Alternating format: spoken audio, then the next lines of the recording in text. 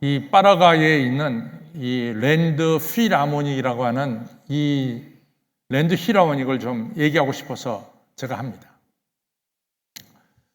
그 랜드 필하모닉이 생긴 것은 파라과이의 수도가 아순션인데 아순션 같은 대도시에서 생긴 것이 아니라 이 아순션에 나오는 모든 쓰레기를 갖다가 매립하는 그 장소, 수도에서 좀 떨어진 장소에서 이 랜드 필하모닉이 생겼습니다. 근데 이제 하루에 쓰레기가 얼마가 들어오냐면 1,500ton이 평균적으로 들어옵니다. 그러니까 쓰레기 더미가 쌓였죠. 근데 그 쓰레기 더미에서 그 쓰레기 속에서 쓸만한 물건을 찾아갖고 삶을 연명하는 세대가 한 100세대가 됩니다.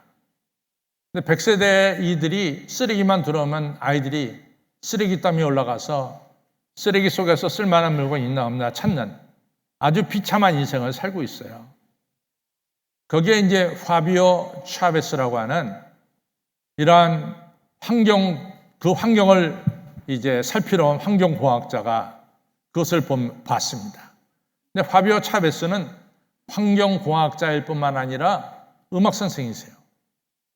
근데 이분이 이것을 보면서 남들은 다 이 절망하고 정말 이게 마지막 이 인생을 사는 자들의 모습이구나 뭐 이렇게 여겨지는데 이분은 특이하게 쓰레기 더미에서 뭘 보냐면은 거기서 아름다운 음악이 퍼져나가는 것을 그 사람이 보게 됐어요.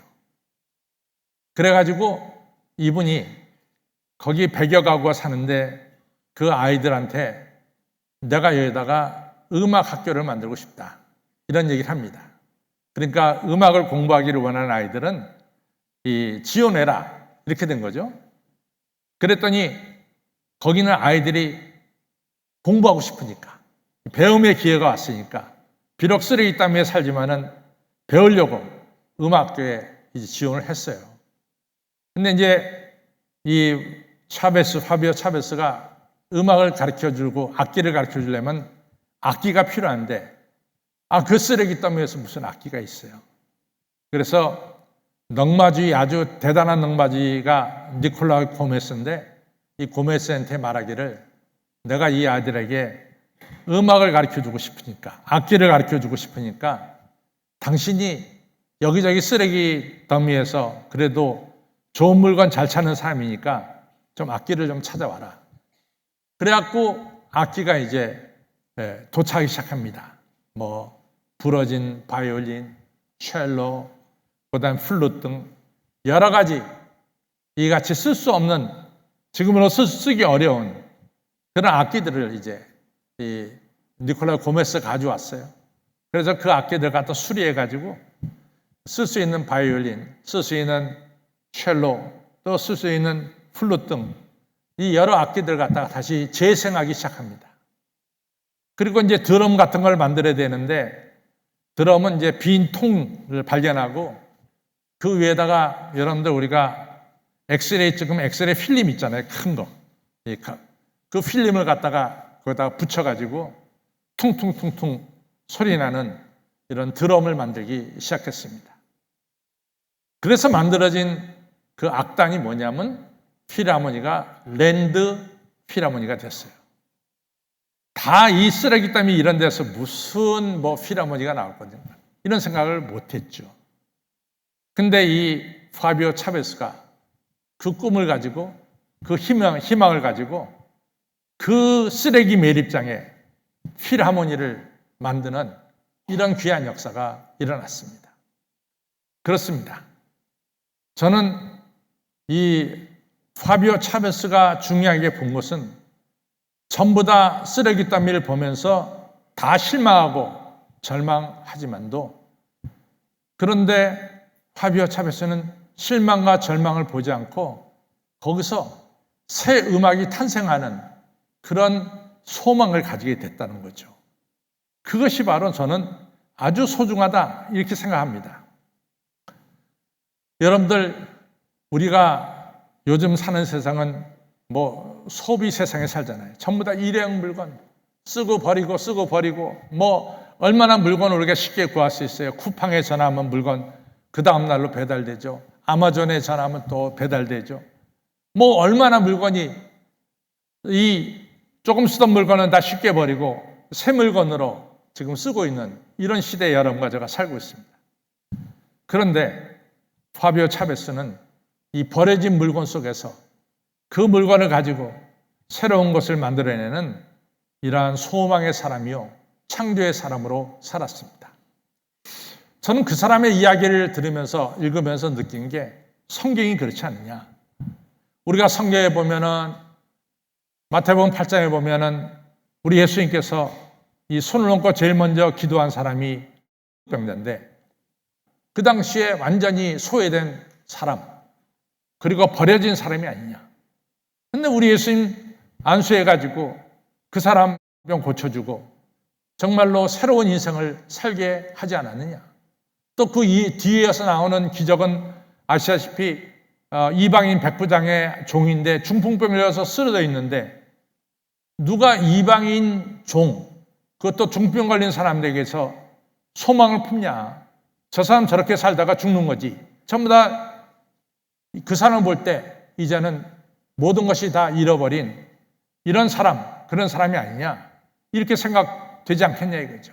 정말로 깨어진 사람, 끝난 사람. 그러나 예수님은 그 중풍자를 고쳐서 이처럼 온전한 사람으로 만들어주시지 않았느냐. 성경의 복음서에 다 그거예요. 누가복음 14장에는 온몸에 물이 들어갔고 고창병 들린 자를 다 절망하고 있었지만은 예수님은 그 버려진 사람, 깨어진 사람, 이 사람을 갖다가 다시 치료하셔서 온전한 사람으로 만들어 주신 것이 바로 복음서에 나오는 내용입니다. 복음서는 어떻게 보면은 버려진 사람들, 어떻게 보면 버려진 사람들이 모여있는 쓰레기 더미 같이도 모르지만은 그 중에서 우리 예수님이 건의실 때마다 다 살아나고 새롭게 만들어지는 이런 역사가 일어난 것을 보게 됩니다. 여러분, 그렇게 보면 우리 예수님은 높고 높은 보좌를 버리시고 여러분과 저처럼 많은 부족함이 있는 이 땅에 오셔서 우리를 새롭게 만들어 주시려고 오신 분이 바로 우리 예수님이시다라는 것을 우리가 다시 한번 깨닫게 되는 것이죠. 오늘 본문은 누가복음 7장에 나오는 본문인데 이 본문에는 바리새인 시몬, 그 당시에 바리새파 사람들 중에서 이름 있고 존경받는 바리새인 시몬이 무슨 일인지 모르지만은 예수님을 자기 집에 초대했습니다. 그래서 바리새인 시몬이 이 예수님을 초대했다고 하는 것에 대해서 조금 놀랄 수도 있어요. 어떻게 바리새인들이 예수님을 비판하는데 예수님을 어떻게 자기 집에 초대했을까? 그리고 식사를 대접할까? 좀 궁금합니다.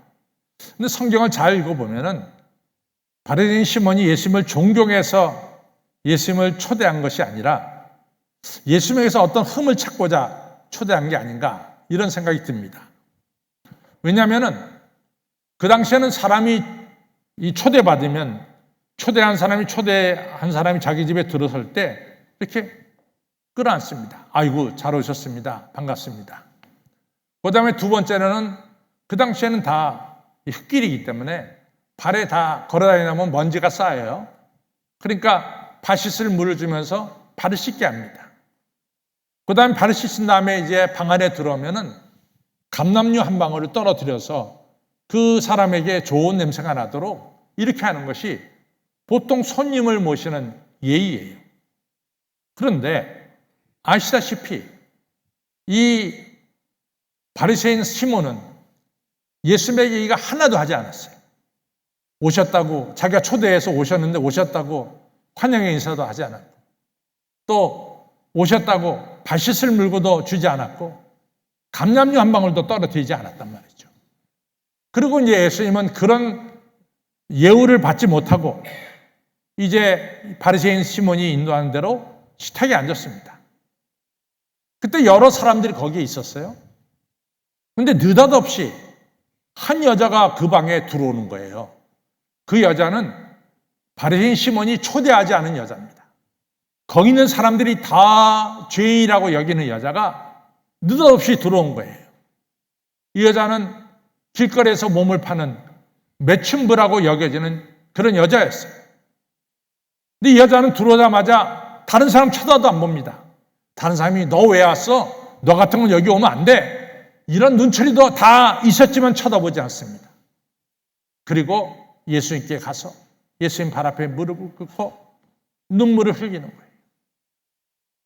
자기의 이 쓰레기 같은 인생, 또한 깨어진 인생, 버려진 인생, 이 인생을 새롭게 만들어 주실 분은 바로 예수님밖에 없다는 것을 이 여자는 알았어요. 그래서 다른 사람도 어떤 눈길을 전 아랑곳하지 않고 그냥 와서 예수님 발 앞에 무릎을 꿇은 거죠. 그리고 눈물을 뚝뚝 흘리면서 먼지가 있는 예수님 발과 먼지와 이 여인의 눈물이 범벅이 되도록 울었어요. 그러나서 그 범벅된 발에 키스를 합니다. 그러고 나서 자기 머리카락으로 예수님의 이 눈물과 먼지로 범벅된 발을 자기 머리카락으로 깨끗하게 닦는 거예요. 그러고 나서 대개 감람류 한 방울이면 되는데 이 여자는 자기 전 재산처럼 생각되는 향유, 그 향유를 갖다 한 병을 갖다 그냥 예수님 발 앞에 쏟아 부었어요. 사람들이 다 의아하게 생각하고 예수님은 저 여자가 어떤 여자인지 모르냐, 어떻게 저 여자한테 저런 대접을 받느냐, 이렇게 이제 강한 의문을 품고 있었죠. 그때 오늘 성경에서 예수님 말씀하시잖아요. 야, 바리새인 시몬아, 너 봐라. 너는 나를 초대했는데 말이야. 너 당연히 해야 될 일 있지 않냐? 초대받은 사람이 오면 네가 나한테 인사를 해야 되지 않냐? 너 그것도 안 했어. 손님이 찾아오면 당연히 해야 되는 거, 발 씻을 물을 줘야 되지 않냐? 너 주지 않았어. 네가 그 예의를 모르냐? 너 딱 알지 않냐? 너는 바리새인 중에서 존경받고 그리고 능력 있는 바리새인 아니냐? 네가 그 예법을 왜 모르냐 말이야. 그리고 너는 감람류 한 방울도 나한테 떨어지지 않았어. 너는 예수님을 초대해놓고 말이지 예수님에 대해서 네가 해야 될 예우를 아무것도 하지 않았어. 그러나 이 여자를 봐라. 이 여자는 내가 여기 앉아있는데 이 여자가 들어오고 나서 지금까지 계속해서 울고 있지 않냐. 이 여자가 내 발에 키스하지 않았느냐. 이 여자가 자기 머리칼로 내 발을 씻어주지 않았냐 말이야. 이 여자가 나에게 향유를 붓지 않았냐 말이야. 예수님 말씀합니다. 그래서 말씀하시기를 마지막 절에 여자의 내 죄가 다 사해졌느니라 하면서 이 여자를 새롭게 창조해 주셨어요. 정말로 심령이 깨어진 여자, 정말로 쓰레기 같은 느껴지는 여자, 버림받은 여자. 그런데 예수님은 이 여자를 새로운 인물로, 존귀한 인물로 우리 예수님께서 바꿔주신 것을 알 수 있습니다. 그러면은 저는 이 대화 속에서 아주 중요한 메시지가 들어있어요. 그 메시지는 뭐냐? 하나님의 아들 예수님 앞에 바리새인 시몬도 있고 또 손가락질 받는 여자도 있어요. 그런데 예수님께로부터 새롭게 창조받고 은혜 받은 사람은 그 당시에 바리새인이라고 존경받는 그 시몬이 아니라 그 당시에 손가락질 받는 바로 이 여인이 예수님께로부터 은혜 받고 새 사람으로 창조된 거죠. 그런데 이게 왜 갈라졌느냐? 갈라진 게 아주 확실하죠. 이 바리새인 시몬은 교만한 마음으로 예수님을 대했어요.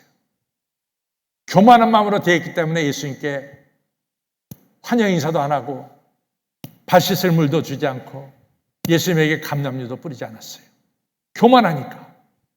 자기는 모든 것을 다 가졌으니까, 모든 것을 다 알고 모든 것을 다 할 수 있다고 느끼니까 예수님 앞에서 예수님에 대한 대우를 못하는 거죠.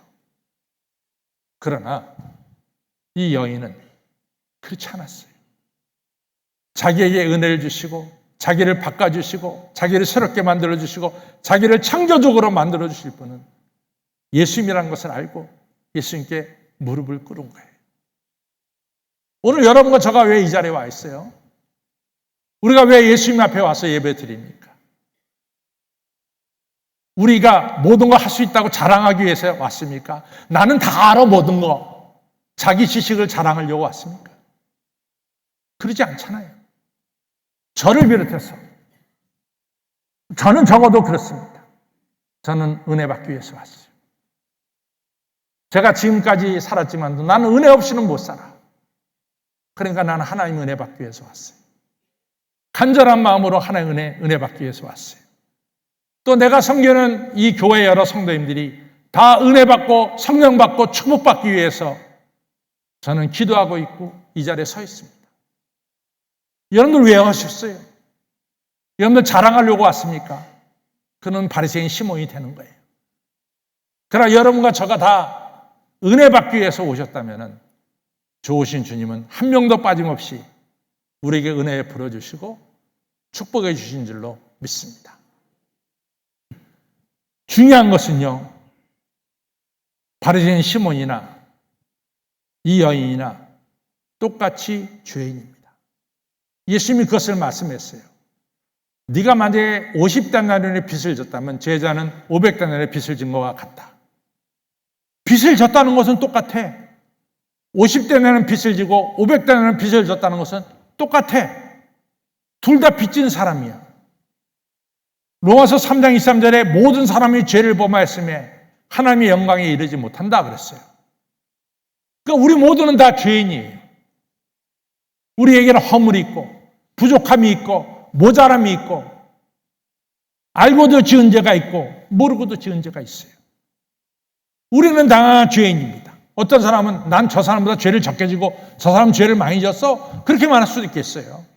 그러나 그것을 떠나서 그 사람도 죄인이고 나도 죄인이라는 거예요. 중요한 것은 뭐냐? 나는 죄인이기 때문에, 나는 허물이 많은 사람이기 때문에 하나님의 은혜로, 예수님의 은혜로 이러한 죄와 상처난 것들이 치료받아야 된다라고 하는 간절한 마음이 있느냐 없느냐입니다. 중요한 것은 오늘 이 여인은 예수님께 가야만이 이 나의 자기의 모든 죄가 용서받고 자기가 새로워진다는 것을 너무나 잘 알았어요. 누구 눈치 보지 않았어요. 거기 있는 사람들이 이 여자 눈치채 했지만 그 다 무시했어요. 그리고 그냥 예수님께 나와서 엎드린 겁니다. 예수님 바로 이 깨어진 여자, 버려진 여자, 상처난 여자를 치유하시고 온전한 사람으로 만들어 주신 거죠. 성도 여러분, 여러분과 저는 예배 때마다 항상 주님 앞에 우리의 부족한 것을 깨닫고 내 모자란 것을 깨닫고 내 허물된 것을 깨닫고 나의 모든 것을 치료하시고 온전케 하시는 주님밖에 없습니다. 그래서 제가 주님 앞에 나왔습니다. 주님 은혜를 베풀어 주옵소서. 이런 간절한 마음으로 깨어진 심령으로 주 앞에 예배 드리시기를 바랍니다. 마태복음 5장 3절에 심령이 가난한 자는 복이 있나니 천국이 저에게 없이나 했어요. 심령이 가난하다는 건 뭐냐? 심령이 깨어진 거야. 주님 없이는 살 수 없다라고 부르짖는 것이 심령이 깨어진 겁니다. 아무쪼록 여러분과 저는 심령이 깨어진 상태로 이 시간도 예배드리셔서 은혜 받기를 바랍니다. 예레미야 18장에 보면은 예레미야를 데리고 하나님께서 어디로 데려갔냐면은 토기장이 집으로 갔어요. 토기장이가 토기를 만드는데 어떤 건 잘 만들어지고 어떤 건 토기장이 마음에 안 만들어졌어요. 그럼 다시 부셔가지고 진흙덩어리 남았고 다시 빚습니다. 그리고 토기장이가 원하는 그 물건이 나오도록 토기장이가 일하는 거예요. 바로 하나님이 그렇다. 예레미야 보느냐? 하나님 이스라엘 백성들을 갖다가 절대로 버리지 않고 잘못됐으면 다시 이 진흙덩어리 넘어서 다시 빚어가지고 새 예루살렘, 새 이스라엘을 만들어 주신다. 중요한 것을 보여줍니다. 하나님이 여러분과 저를 버리지 않습니다. 우리를 잡아서 다시 새로운 것으로 만들어 주십니다. 일본에 가면은 칸츠키 장인이라고 하는 유명한 장인 이 회사가 있는데 장인은 내 부인의 아버지 그 장인이 아니라 기술적인 장인을 가리키는 거죠. 켄투키 장인. 이 사람은 이 회사는 뭘 잘하냐면 1500년부터 시작됐는데 이 도자기 깨진 것 그걸 갖다가 다시 붙여서 원상복구하는 회사가 이 칸츠키라고 하는 회사인데, 근데 이 칸츠키에 들어가면 어떤 도자기든지 다시 재생돼서 나올 때는 처음 것보다 더 좋게 나와요. 근데 여기의 특징은 뭐냐면은, 칸츠키 장인의 특징은 뭐냐면은, 우리는 상처난 것을 안 보이려고 다 빼빠지를 하고 해서 깨진 자리가 안 보이도록 이렇게 원상복구 시키는데, 칸츠키 여기는 그것이 아니라 깨지고 갈라진 자국을 그대로 놔둬요. 그대로 놔두고 재생을 합니다. 그리고 금이 간 자국, 깨어진 거기다가 이 칸츠키 이 회사는 거기다 금을 발라요, 금을. 그래서 깨어진 금마다 금이 쫙쫙 발라져가지고 거기서 나오는 도자기는 금이 이렇게 깨어진 부분마다 금이 묻혀서 나오는, 금이 이렇게 지나가는 이러한 도자기를 만드는 거예요. 근데 깨진 것이 감쪽같이 안 보이는 그런 도자기가 값어치가 있는 것이 아니라, 깨어진 것에 금으로 입혀진, 깨어진 부분이 있지만 금으로 입혀져서 새롭게 만들어진 이 도자기가 일본사에서 최고의 인기를 갖는 거예요. 훨씬 더 비싼 값에 팔리는 거죠. 이것이 성경입니다. 여러분과 저는 사도 바울이 교회를 핍박하고 스데반 죽이는데 가편에 던졌다고 하는 깨진 인생을 산 거를 모르는 사람 아무도 없어요. 다 알아. 그리고 그 깨진 것이 다시 주님의 손에 의해서 온전한 그릇이 된 다음에 이방인들에게 복음을 전하는 훌륭한 사도가 된 거 다 알아요. 그 때문에 사도 바울은 훌륭한 사도가 된 거예요. 사도 베드로가 예수님 3번 모른다고 한 거, 깨진 것, 여러분과 저는 다 알고 있어요. 모르는 사람 없어요. 그러나 예수님께서 네가 나를 사랑하느냐 다시 물으시면서 내 양을 쳐라, 내 양을 먹이라 하시면서 사명받은 우리 사도 베드로를 다 압니다. 새롭게 세워진 사도 베드로, 더욱더 존귀하게 쓰임받고 우리들에게 존경받고 있습니다. 여러분과 저 과거에 어떤 실수가 있었던 관계없어요. 어떤 허물이 있었던 관계없습니다. 오늘 예수님께 깨어진 마음으로 내 모습 이대로 우리 예수님께 나가면 예수님은 우리의 과거의 상처를 다 싸매 주시고, 과거의 상처에 우리 주님의 보혈을 이렇게 입혀주시고 금빛 나는 보혈이 되게 하시고, 여러분과 제가 더 온전한 사람으로 주님께 영광 돌리는 존귀한 자로 만들어주시고 세워주신다는 것을 믿으시기 바랍니다. 오늘 중요한 것은 이 여인처럼 주님은 나를 새롭게 만들어주실 수가 있습니다. 이런 마음 가지고 예수님 앞에 나오는 거예요. 그렇게 나올 때 틀림없이 우리는 새로워지는 축복을 받게 되는 것입니다. 이러한 은혜가 여러분들의 있기를 주님의 이름으로 축원합니다.